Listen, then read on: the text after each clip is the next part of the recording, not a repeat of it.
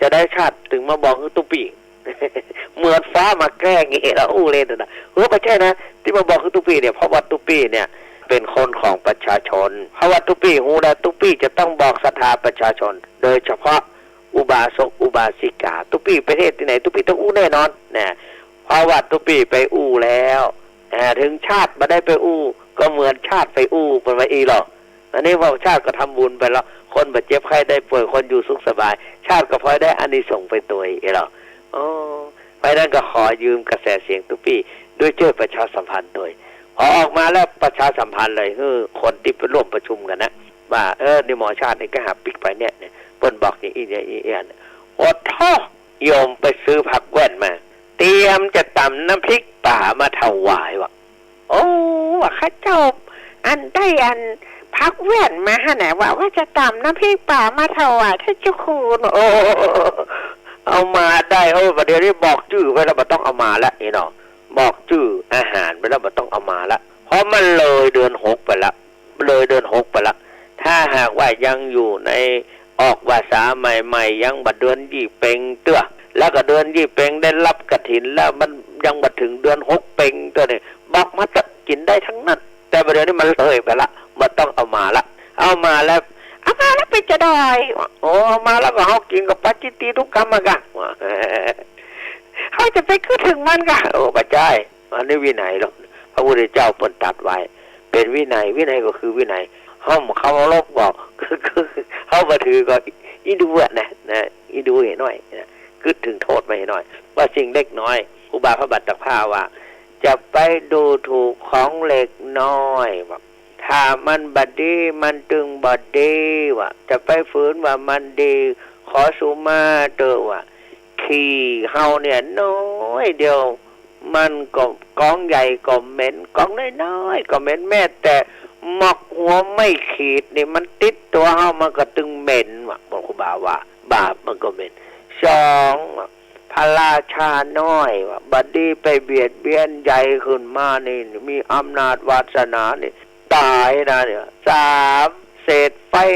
น้อยบอดี้ถูกว่ะบางคนปอกกระไฟควางที่หันเอาเลี้ยวหลังมาหน่อยเดียวใหม่ลูกลามใหญ่เลยว่ะเกยหันก็ว่ายามแรงมาเนี่ย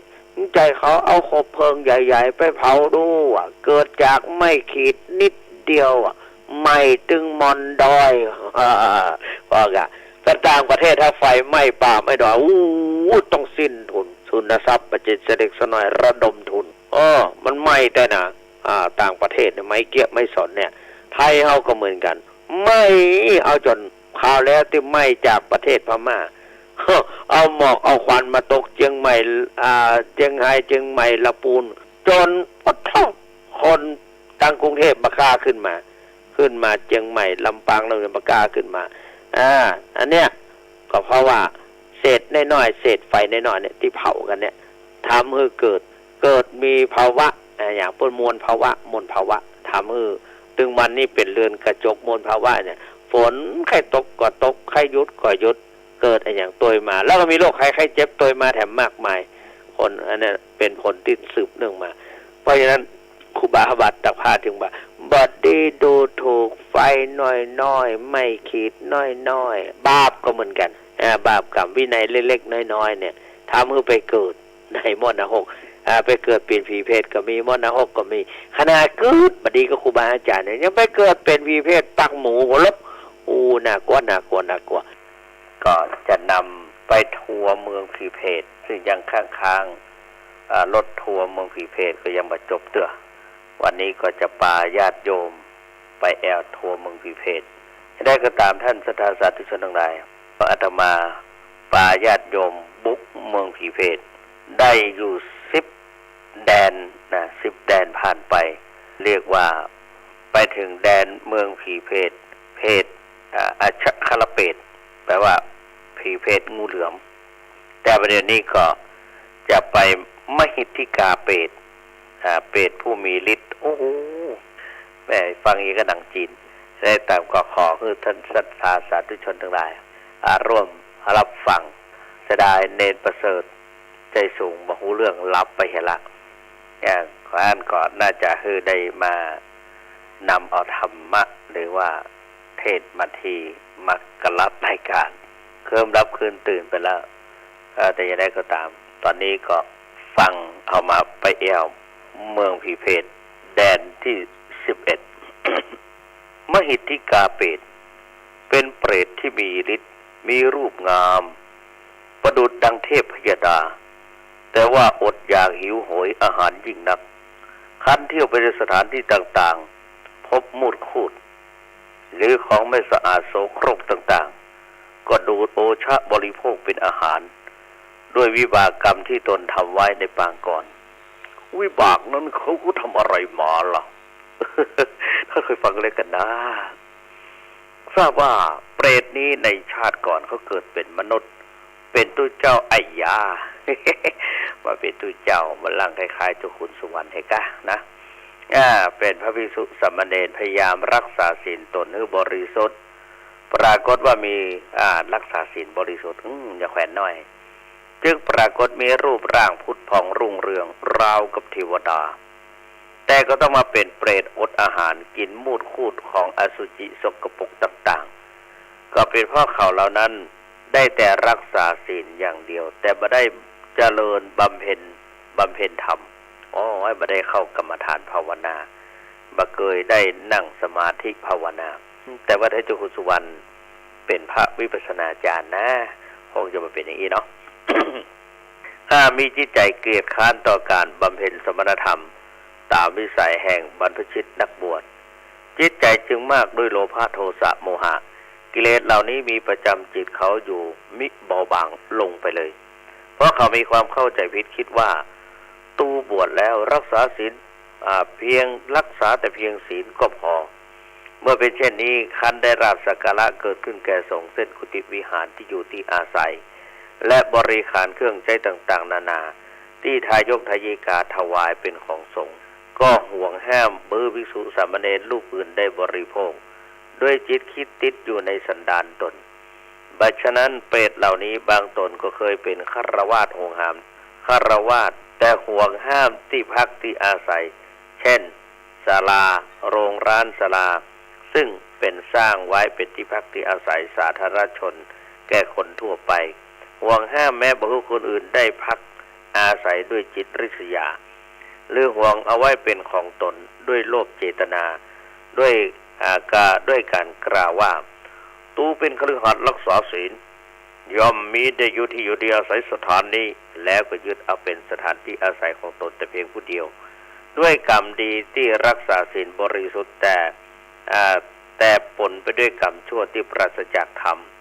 กรรมจึงชักนำให้มาเกิดเป็นมหิทธิกาเปรตมีรูปงานดุจดังเทพพยดาแต่ไร้ยากหาอะไรกินบริโภคไม่ได้เลยนะ อันนี้ก็เคยมีนะที่บางที่อาตมาคุสุมาเตบางที่ญาติโยมนะก็เข้าไปเป็นใหญ่เป็นโตเกี่ยวกับอาคารสถานที่ในวัดมีไผมาพักมาอย่างยังบอกผมก่อนผมเป็นพ่อหลวงนะ เคยมีนะเขามาซุบซิบอาตมาฝั่งขออาตมาไปเตือนหน่อยนะอุ้ยอย่าไม่เอาละนะนี่ก็ แต่ประเด็นนี้ก็คงมามีละเพราะฉะนั้นก็เขามีหลายที่อยู่แหละก็มีศรัทธาญาติโยมเข้าไปมีบทบาทภายในวัดแล้วก็ไปบะฮือสิทธิแก่พระสงฆ์หรือว่าพระภิกษุสามเณรภายในวัดไปถือกุญแจไว้เนี่ยอันนี้ก็ลำบากใจมีอยู่นะแต่ว่ามาบอกวิธีไหนลืมมาละนะ ต่อไปเปรตที่12เวมานิกเปรตพวกนี้ชื่อว่าได้ชื่อว่าเวมานิกเปรตก็เป็นเพราะเหตุมีสมบัติคือวิมานทองซึ่งเป็นของทิพย์เปรตนี่ยังมีอีกอยู่เนาะบางครั้งเสวยสุขเวทนาราวกับเทวดาบางคราวต้องเสวยทุกขเวทนาโดยสมควรแก่อกุศลกรรมที่ตนทำไว้พลัดเปลี่ยนกันไปตามกาละเปรตประเภทนี้มีอยู่มากมายมีอยู่มากมายด้วยอาตมาเคยแปลหนังสือเกี่ยวกับเปรต เมื่อคืนน่ะไปรับทุกขเวทนาไปรับกรรมแต่กลางวันอยู่สุขสบายวะในพระไตรปิฎกนะแต่ แต่ย่นย่อออกมาจากมาเป็นหนังสือธรรมบทเข้าใจว่าเป็นหลักสูตรของประโยคปท.3 นี่แหละประวัติเรียนปท.3 เมื่อ4 ปีก่อน แต่ว่าลำคาญเลยมาจำสักกับแต่ว่าพอที่จะรู้ว่าอยู่ในเป็นพิเภทกลางวันเสวยกับอย่างหนึ่งเสวยสุขความสุขกลางคืนได้รับโทษ ถ้าเขาบ่ฮู้ว่ากลางคืนได้รับโทษมันก็เหมือนผีโพงสมัยแต่ก่อนผีโพงดำผีโพงแดงเนี่ยมันไม่ใช่ฮู้ว่ามันเป็นผีโพงนะก็คือเข้าใจว่าคงเป็นผีเพศเนี่ยกลางวันอยู่บ้านสดสวยงดงามกลางคืนต้องออกไปแสวงหาแต่ที่อ่านเวลากินของข้าวกินอย่างนั้นเปิดเล่าคือฟังแปลกเนาะเอาเวลาตีหน้าเสียวมาเฮือดมาเล่าตอนกลางคืนดึกๆเปิดรับเปิดนอนกันหมดแล้วมาเฮือดมาเล่าเรื่องผีเรื่องสาง ที่ยังไม่ได้ปิดประตูเด้อเพียงแต่งับไว้บ่ได้เกิดเปิดขึ้นมาพอเป็นเมียสักอย่าง ไอ้ยาฟังต่อไปจุศรัทธาญาติโยมปุดกลัวปุดนอนละ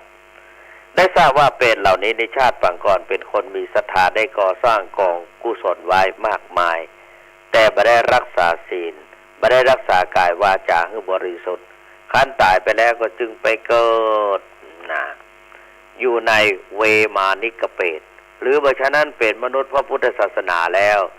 แต่ได้รักษาศีลอย่างเดียวบ่มีศรัทธาในการสร้างกองบุญกองกุศลอย่างอื่นเลย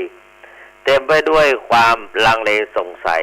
เชื่อพ่องบ่เชื่อพ่องในเรื่องบุญบาปถึงทำบุญรักษาศีลก็ทำเพียงเสียบ่ได้ทำไปอดทำบ่ได้ทำไปเพราะว่าเสียบ่ได้ทำไปโดยบัดตั้งใจเลยขั้นตายไปแล้วก็จึงได้มาเกิดเวมานิกเปรตพึงดูตัวอย่างดังต่อไปนี้ มีตัวอย่างตัวยังมีเปรตตนหนึ่งอยู่ในวิมานดุจดังเทวดาบนสูงสวรรค์ซึ่งประดับด้วยอาภรณ์ดูงดงามจริงนักหนาแต่ว่าเขาอดอยากยากไร้เป็นอันมากหาอาหารที่จะกินไม่ได้เลยตลอดเวลาได้แต่เอาเล็บมืออันคมกริบดุดมีดดาบกดแล้วก็ขุดเอาเนื้อและดังของตัวออกมากินเป็นอาหารเป็นอย่างนี้ทุกเมื่อเชื่อวันเป็นที่น่าอัศจรรย์ใจยิ่งนักเขาทำอะไรไว้ฟังต่อไปสิทราบว่าในอดีตการเปรตตัวนี้เป็นเจ้าเมืองเป็นเจ้าเมืองเหรอแต่มีจิตใจกอบไปด้วยโลภะเจตนามักกินสินจ้างกินสินจ้างกินสินบาทคาดสินบนของเจ้าราษฎรบ่ได้ปกครองบ้านเมืองโดยธรรมมุ่งแต่จะกอบโกยเอาทรัพย์สมบัติของประชาชนมาเป็นของตนการทำบุญทำกุศลบ่เคยเอาใจใส่เป็นเวลานานกาละวันหนึ่งเป็นวันอุโบสถศีลองค์พระราชาในประเทศนั้นท้าวเธอเป็นผู้มั่นในพระศาสนาจึงเรียกบรรดาเจ้าเมืองทั้งหลายมาประชุมในท้องพระโรงแล้วก็ตัดถามทีละคนว่าใครมาจำศีลพ่องเจ้าเมืองทั้งหลายเขาเป็นเจ้าเมืองคนอื่นเขาเป็นคนจำศีลตามพระราชาก็ทูลว่า ข้าพระพุทธเจ้าจำศีลพระเจ้าค่ะดังนี้ทุกคนขึ้นมาถึงในเมืองนั้นพระราชาก็ตัดถามว่าสู้มึงจำศีลหรือเปล่าหรือไม่ได้จำศีลเลยและเจ้าเมืองเหล่านั้นก็บ่เคยจำศีลมาสักครั้งแต่ว่าเกิดความละอายแก่คนต่างหลายตลอดถึงองค์พระราชาบ่ได้ฮู้ธรรมฉันใดก็เลยกราบทูลไปว่าข้าพระบาทได้จำศีลมาเหมือนกันพระเจ้าค่ะก้าวทีนั้นยังมีเกลือของเขาคนหนึ่งมอบอยู่ข้างๆรู้สันดานของเขาดีว่าเจ้านี่มันบ่ได้จำศีลบ่ได้ฮู้จักบุญบ่ฮู้จักบาปบ่ฮู้ว่าจะบ่ฮู้บำเพ็ญทำแม้แต่สักน้อยเลยจึงเกลือผู้นั้นค่อยๆลอบถามเขาว่าเกลือเอ๋ยสู้มึงจำศีลมาจริงเหรอเขาก็กระซิบบอกเกลือเขานะเพื่อนเขาผู้ติดตามมาตรงๆว่ากูไม่ได้จำศีลหรอกขั้นกูจะว่าไปตามตรงไซ ก็จะเป็นความละอายแก่คนทั้งหลายกูจึงกล่าวสับปรับไปว่ากูได้จำศีลนั่นแหละก็นั่นก็จึงให้โอวาทานุศาสนาโอวาทโอวานุศาสตร์โอวาทานุศาสตร์ว่าพิว่าดังนั้นไซ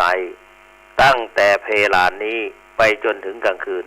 เกอจงรักษาศีล8อันมีนามว่าอุโปสถศีลอย่ากินข้าวเลยอดให้ถึงพรุ่งนี้พอพรุ่งนี้เช้าจึงกินข้าวอย่างนี้ยอมได้ย่อมได้บุญนะแก่เกลออันหนึ่งเกลอก็ได้ทราบแล้วว่าท่านว่าได้จำศีลแล้วพิไม่ได้กระทำดังคำก็จะเป็นคำอำพรางเจ้าอำพังนาย